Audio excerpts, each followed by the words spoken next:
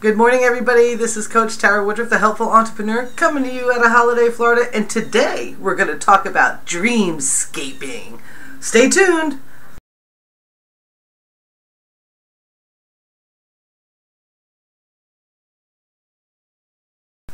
Well, yesterday I was doing a training in my apprenticeship number 3, and it's all about dreamscaping. And it's Mark Hoverson speaking to a group of people at a corporation discussing this. And now, I've always been very interested in the law of attraction, of course.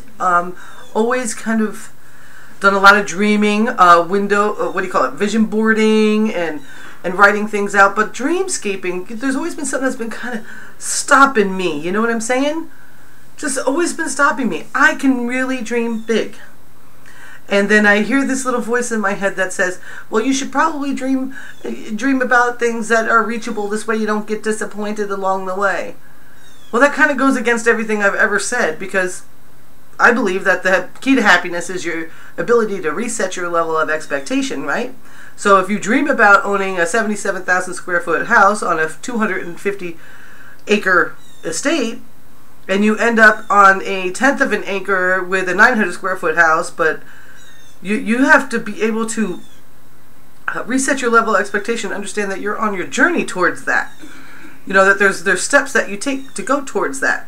So I want to talk about dreamscaping, and I want to encourage you all to do this as well. Take a minute, first of all, and I want you to just take a deep breath and allow yourself to be your inner child. Allow yourself to totally and fully be your inner child without any predisposed opinions about anything, and just let yourself dream. You know, like Stella, right now she's watching Dora the Explorer, and she's dreaming, she's going, and she's thinking about the craziest, most awesome things right now without any restrictions of reality. Okay? So right now I want you to sit down and put yourself, feel yourself become wonder-like and childlike. Okay?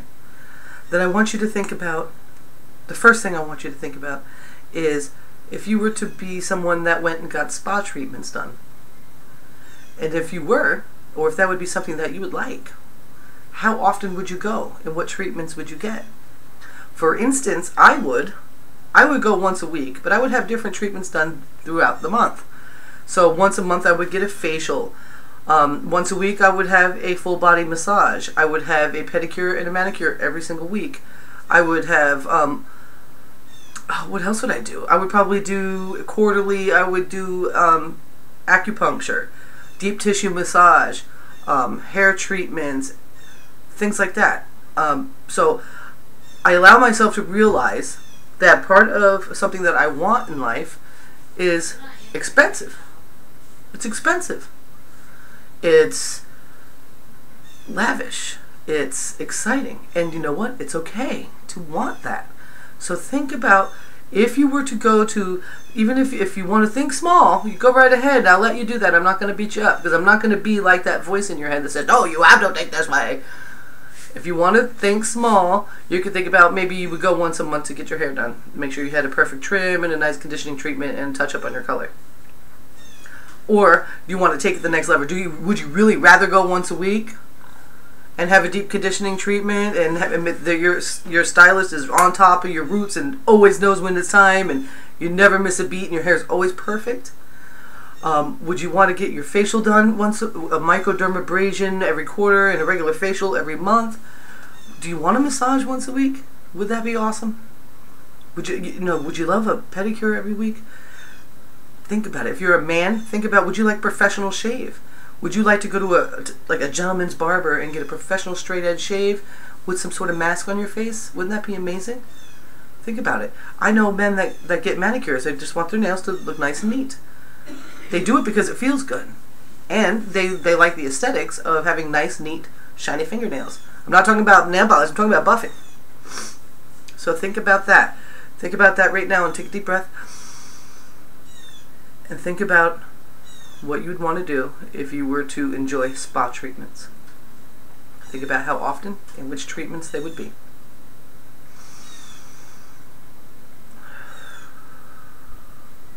Okay? Second thing, This is a dangerous subject for some of y'all, and some of you are going to be like, I would never do none of that. But I want you to imagine right now, within reasonable safety, and completely without compromising your health, if there was some sort of cosmetic procedure that you would do, if it was completely safe and it did exactly what you wanted and everything was wonderful, what would you go and do right now? Would you get your crow's feet taken care of? Would you do some Botox? Would you do a mini facelift and just get your basic, just get the little bit wider eye, Would you do, look at this tiny lip. Would you plump your lips? Would you do laser hair removal? Would you do liposuction? Would you do a tummy tuck? Would you do a breast augmentation or a breast lift? Would you do, what else is there? I don't even know. I'll tell you what I would do. I would definitely probably do some chemical peels. I'm not sure what else. I'm not in love with getting old real fast, so I'm sure that somewhere in my life I will be seeing something happen. I don't know about a full facial. That kind of scares me. I've seen it. I've watched the surgery happen. But if you could feel safe, reasonable safety, and you knew that it was going to produce the results you want, what procedures would you do? Okay? Would you get a little liposuction in your butt? Would you, think about that. And I want you to think with childlikeness. If you were to go to the best plastic surgeon in the entire world and he could sculpt you exactly the way you wanted to be done, what procedures would it be, and would you do it? And I want you to think about it.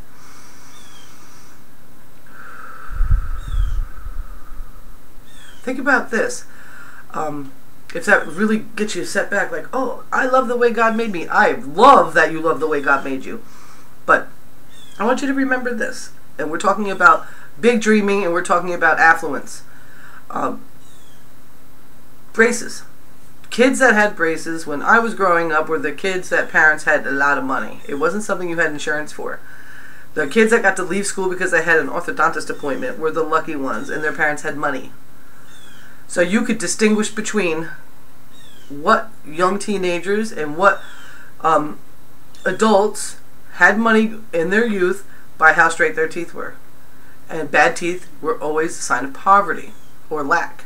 So think about that for a minute. And you don't even think twice about sending your kids to get braces now. It doesn't even occur to you. It's something that's done. So before you knock dreaming in that way, just go ahead and let yourself think about it. I'm not talking about changing who you are. I'm talking about doing something cosmetic. Okay? So take a deep breath.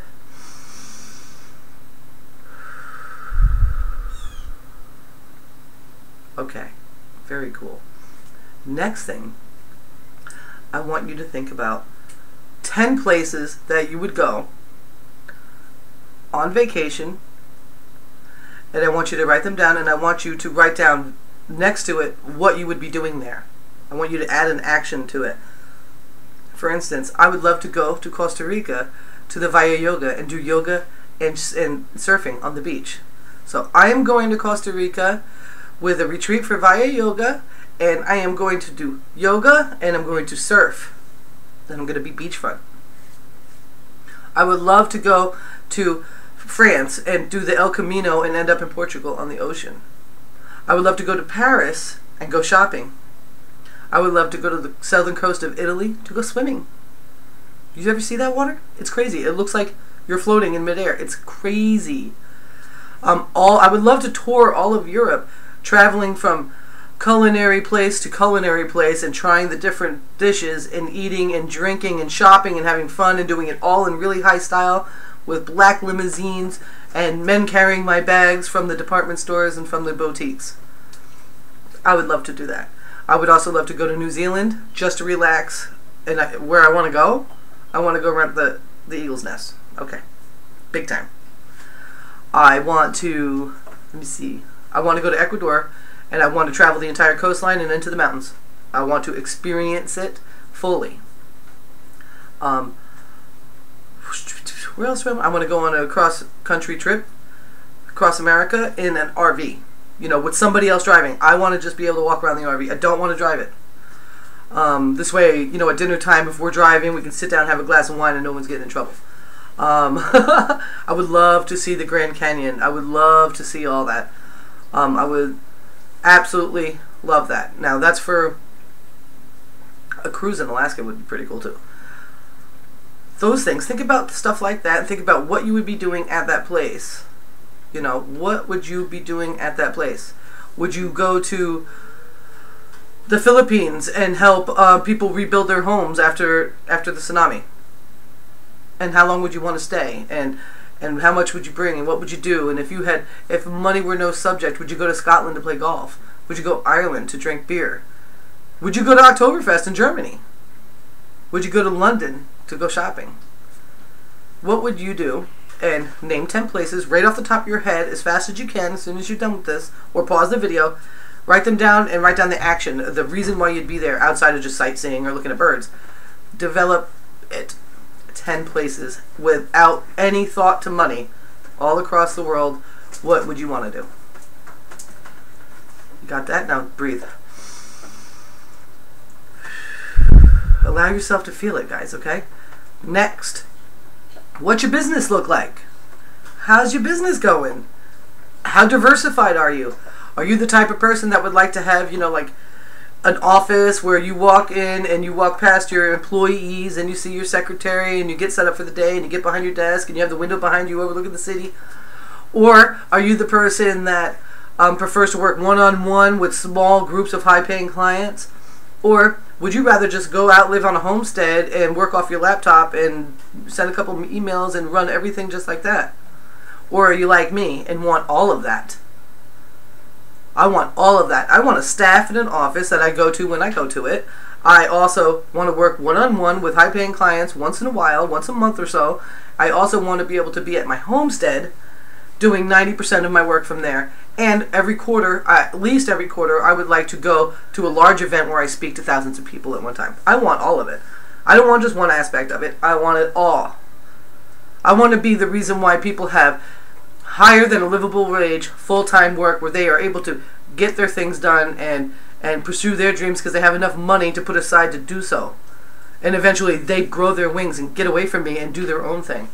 This is something I want. I want all of it. But some people want just a very specific thing. You know, in the end, I would rather be on a beach somewhere in South America on some sort of device that's not been developed yet. Because right now I'm still a purist. I'm still on a PC. But I know that because of the capabilities. You can't do it on an iPad. You can't do it on a cell phone. You can't. But I know you can soon. I know it's coming so fast. I would like to be able to, you know, do that. And then once in a while, you know, get on a plane, go over to New York and speak in front of people and have masterminds in Tampa and just do all that stuff. That's exactly what I want. I want all of it. I want the whole kit and caboodle. I want to be diversified in real estate. I want to write a book or a few. I want to be diversified. I want that. So think about it and just take a deep breath.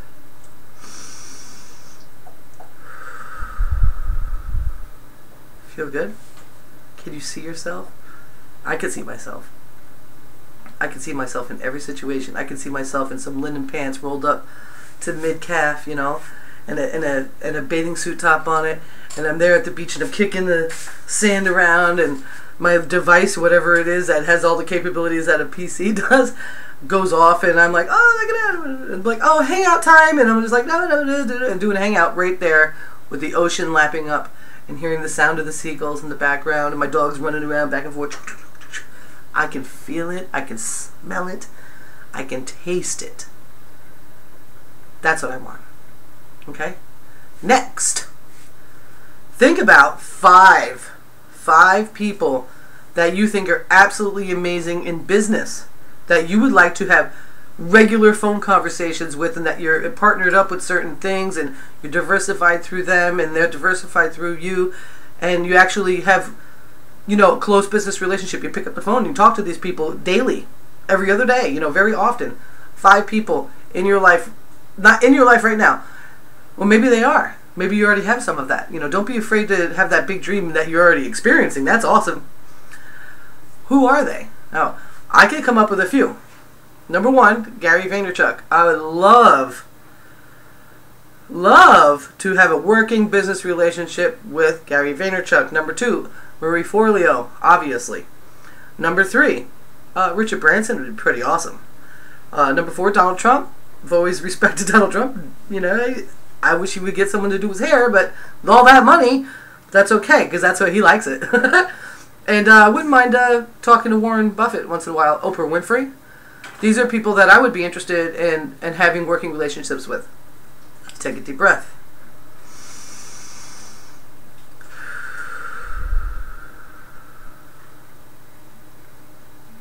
Okay. Next. What kind of people do you want for friends? And you can get crazy here. Because everybody's got their own story, but we all have the basic thing going on throughout our life. So don't think that somebody is untouchable because of some kind of station that they're in. What kind of people would you like to pick up the phone and talk to once in a while? Be your friends, you know, head out to California to, you know, have lunch and drink some beautiful Napa wine. Think about that. Think about 5 people or 5 types of people that you think are types of people.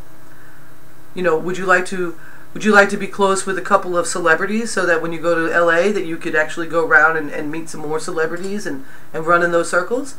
Would you like to be friends with intellectual scholars, you know, people that are in the hierarchy of like university studies? I've always liked that, you know, where you could listen to them and learn from them. Would you like to have high-powered business people for friends? You know, maybe you're not doing business with Warren Buffett, but you go over his house for dinner once in a while. Do you want to be friends with a lot of small entrepreneurs that are building their dreams, and you guys can work together and mastermind together and be friends and enjoy each other and go out to each other's homes wherever they are and enjoy each other and go out to dinner and go out to the play, go out to New York? You know, do you want to be friends with socialites? That's a whole nother set of celebrity. It's different than the Hollywood celebrity. Socialites are blue bloods, and would you like to be friends with them? You know, think about the different kinds of people that you can vision yourself socializing with. Take a deep breath. Okay. Next. This is going to be probably the biggest part because people need shelter. So think about what kind of home or homes you want. How many do you want? How big are they? What style of architecture are they? What countries are they in? What states are they in? Do you own a 5,000 acre ranch, you know, in Wyoming? And own a beautiful beach house in Montauk, New York with a couple of acres? Do you own a beautiful, there's so much that I could see owning. You know, a gorgeous apartment in Paris? You know, do you have a penthouse in New York so that when you go to New York, you're able to stay at your own place? You don't have to rent a hotel. That where you can go there and go to plays and art galleries and experience New York City the way it should be experienced, with a doorman in a limousine. Think about that. How big is it? How many bedrooms are in it? Is there more than one structure on your property? How large is the property? Your main residence, start there and then move out. And allow yourself to have a house in every country if that's what your true dream is. Don't be shy. Okay? I drew my dream home back when I was about 21 years old. And I sat there with a board and a T-square and I drew it out. I studied as much as I could about blueprinting at least. And I drew out everything that I absolutely had to have in a home. And exactly how big I wanted every single room. And exactly everything about it was exact. And when it was all said and done, I went over it before I measured how big I made this house. I just went by room. I didn't do total square footage to start. And I looked back to see if there was anything I could eliminate or anything I needed to add. What did I have to have in my home? My primary residence. When it was said and done, guys, it was 77,000 square feet. I am not shitting you. There was no room. There was only one room bigger than 20 by 20. Only one. And that was a great room. 77,000 square feet. My primary home was. That included the basement, the first floor, the second floor, and the third floor. And there was only 3 bedrooms in it and 1 guest room. That's how humongous, when unabandoned, down with a pencil and an eraser and a T-square and an architecture board. That's what I created. I have given up on it and gone back to it and given up on it and gone back to it time and time again, because in my mind, my little brain would say to me, oh, that's too big. It's way too big. That's too big of a house. Bullshit. It is not. So allow yourself as if you were a child and you're not worried about anything to dream about these things and think about these things and write them down. This is dreamscaping. This isn't a to-do list. This isn't something that you just need to have your mind able to open up to the possibilities of infinite abundance. And if you can do that, you can have it. And your true dream might be a small beach shack in Costa Rica with flip-flops and a couple of bathing suits and a nice surfboard. And there's nothing wrong with that either. That is wonderful.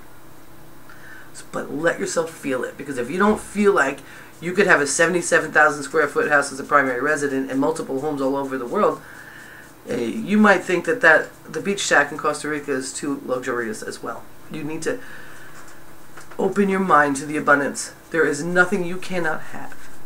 And there's plenty for everybody. No one's going to suffer because you have something beautiful. Nobody. As a matter of fact, with your affluence, you're going to be even greater influence on people's well-being in the world. Wouldn't it be nice if you could go to a church, a local church in your neighborhood, and say, every single person in this congregation is going to have Christmas on me? You can't do it if you're making $20,000 a year, guys. You can't. So, excuse my cough, but with that being said, take the time to dreamscape today or later this evening.